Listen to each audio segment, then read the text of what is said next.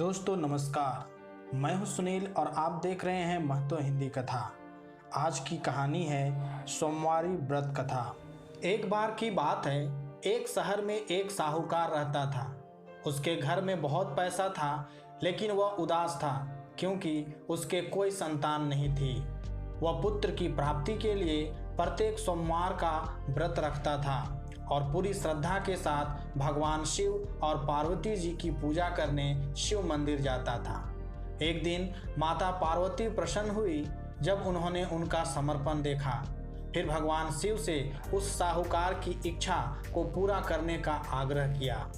पार्वती की इच्छा सुनकर भगवान शिव ने उत्तर दिया, हे पार्वती, इस संसार के प्रत्येक प्राणी को उसके कर्मों का फल मिलता है और उसे अपने भाग्य में जो कुछ भी है उसे सहना पड़ता है। अतः साहूकार के समर्पण का सम्मान करने के लिए पार्वती जी ने साहूकार की इच्छाओं को पूरा करने की इच्छा व्यक्त की।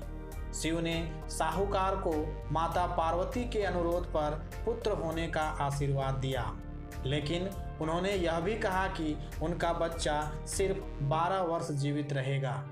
साहूकार माता पार्वती और भगवान शिव की चर्चा सुन रहा था। इससे वह ना तो हर्षित हुआ और ना ही उदास। वह पहले की तरह शिव की पूजा करता रहा। कुछ समय बाद साहूकार के घर एक लड़के ने जन्म लिया। 11 वर्ष की अवस्था में बालक को पढ़ने के लिए काशी भेज दिया गया। साहूकार ने बेटे के मामा को बुलवाकर एक बड़ी रकम थमा दी, जिससे वह बच्चे को शिक्षा के लिए काशी भेजने और रास्ते में यज्ञ करने का निर्देश दिया। जहाँ भी यज्ञ हो रहा हो वहाँ जाएं और ब्राह्मणों को भोजन के साथ साथ दक्षिणा भी दे। दोनों ने इसी तरह यज्ञ किए और काशी की यात्रा की, जहाँ उन्होंने ब्राह्मणों को दान और दक्षिणा दी। रात के अंधेरे में एक शहर आया जहाँ राजा की बेटी की शादी हो रही थी। दूसरी ओर जिस राजकुमार से उसकी शादी होनी थी वह एक आंख से काना था। राजकुमार के पिता ने इस तथ्य को छिपाने के लिए एक योजना तैयार की कि उसका बच्चा एक आंख से अंधा था। जब उसने साहूकार के बेटे को देखा तो उसे एक विचार आया, क्यों ना इस बच्चे को दूल्हा बनाकर राजकुमारी से उसकी शादी करा दी जाए। उसने विचार किया कि मैं इसे शादी के बाद पैसे के साथ भेज दूंगा और राजकुमारी को अपने शहर ले आऊंगा। दूल्हे के कपड़े को उस लड़के को पहना दिया गया और शादी करा दी गई। दूसरी ओर साहूकार का बेटा भरोसेमंद था। यह बात उसे अच्छी नहीं लगी। उसने स्थिति का फायदा उठाया और राजकुमारी की पोशाक पर लिखा, तुम मुझसे शादी कर चुके हो, लेकिन जिस राजकुमार के साथ तुम्हें भेजा जाएगा वह एक आंख से काना है। मैं काशी पढ़ने जा रहा हूँ। जब राजकुमारी को पता चला कि चुन्नी पर क्या लिखा है तो उसने अपने माता पिता को सूचित किया। बारात वापस आ गई क्योंकि राजा ने अपनी बेटी को विदा नहीं किया था। उधर साहूकार का बेटा और उसके मामा काशी पहुँचे और वहाँ यज्ञ किया। बालक के 12वें जन्मदिन पर यज्ञ किया गया। मेरी तबीयत ठीक नहीं है, युवक ने अपने मामा को बताया। मामा ने सलाह दी कि तुम अपने कमरे में जाकर सो जाओ। शिव के वरदानुसार बालक का जीवन समाप्त हो गया।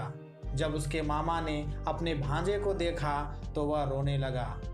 शिव और पार्वती उसी समय संयोग से उधर से ही प्रस्थान कर रहे थे। स्वामी, मैं इसके रोने की आवाज़ बर्दाश्त नहीं कर सकता, पार्वती ने भगवान से कहा। इस व्यक्ति का दुख कम होना चाहिए। जब शिव मृत बच्चे के पास पहुंचे तो उन्होंने कहा, यह उसी साहूकार का पुत्र है जिसे मैंने 12 साल का वरदान दिया था। इसका समय बीत चुका है। लेकिन माता पार्वती ने भगवान शिव से विनती की, हे महादेव, कृपया इस बच्चे को और उम्र दे, अन्यथा इसके माता पिता इसके वियोग की पीड़ा में मर जाएंगे। माता पार्वती के अनुरोध पर भगवान शिव ने बच्चे को जीवन का आशीर्वाद दिया। शिव के आशीर्वाद से बच्चे की जान में जान आई। शिक्षा पूरी करने के बाद युवक अपने मामा के साथ अपने गृह नगर चला गया।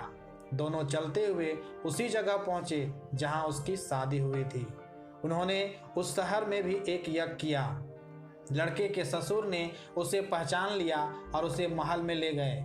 जहां उसकी खूब खातिरदारी की गई और उसकी बेटी को विदा कर दिया गया। भूखे प्यासे होने के बाद साहूकार और उसकी पत्नी यहाँ अपने बेटे का इंतजार करने लगे। उसने खुद से वादा किया था कि अगर उसे अपने बेटे की मौत के बारे में पता चला तो वह भी अपनी जान दे देगा। लेकिन उसे यह जानकर बहुत खुशी हुई कि उसका बेटा अभी भी जीवित है। उसी रात भगवान शिव ने साहूकार के सपने में प्रकट होकर कहा, हे श्रेष्ठ, सोमवार का व्रत करके और व्रत कथा सुनकर मैंने प्रसन्न होकर तुम्हारे पुत्र को लंबी उम्र दी है। दोस्तों, इसी तरह जो कोई सोमवार का व्रत करता है या कथा को सुनता है और पढ़ता है, उसके सभी कष्ट दूर होते हैं और सभी इच्छाएं पूर्ण होती है।